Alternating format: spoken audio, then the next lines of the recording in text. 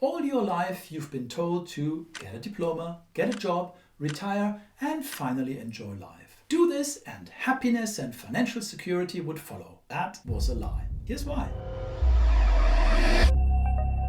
Hold up, common sense is back. But Kai, if worker shortages are inbound, surely my job is safe. Why would they fire people if they need them? Yeah, seems like a good point, doesn't it? But the 2020 pandemic, definitely an Avenger level threat, that is an Avengers level threat, messed with that timeline in a bad way, and now, well, we live in a new reality. Before coronavirus rolled into town, these developments were an estimated 15 years away. But almost overnight, it became literally illegal for people to go to work. Companies were facing a non-choice: go out of business or look for people unrelated ways to keep production going. A new wave of replacement workers was greenlit and implemented as fast as possible. Robots and software were supposed to hold down the fort while humanity weathered the infectious storm. But what started out as a quick fix to avoid bankruptcy revealed surprising results as the health crisis dragged on. Output rose significantly, about 20% on average, whilst accident and errors decreased sharply.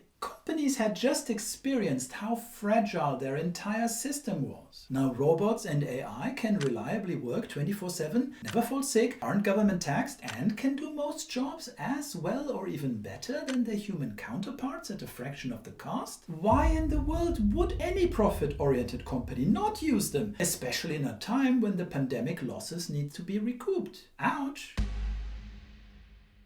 Unfortunately, the bad news doesn't end there. If you remember what I said about globalization earlier, you probably realized that the worldwide health crisis had another consequence. It revealed the fragility of another equally important component of production. The pandemic effectively made most international supply chains either go off the rails or completely took the wind out of their sails.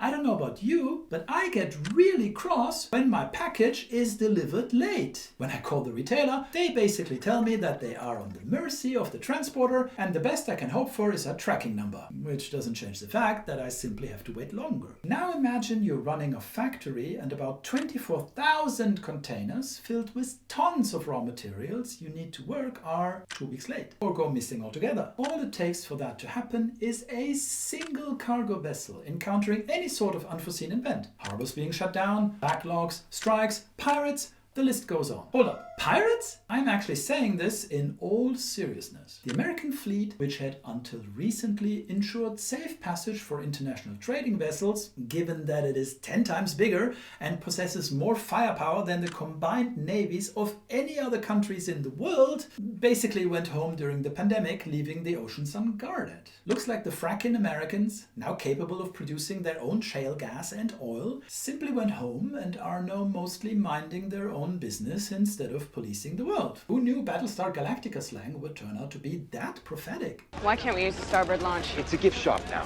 Frack me. In short, over the last few years, businesses came to the painful realization that counting on humans and imports exclusively is extremely risky, whereas digital assets such as cloud-based AI or big data have no shipping cost, are instantly available worldwide, can't be intercepted by warships, have a huge profit margin. Oh, and just in case you're wondering, robot part plans can be sent over the internet and then simply 3D printed anywhere. The International Space Station does so regularly. Star Trek type replicators, anybody? I personally am super curious what a Raktajino actually tastes like.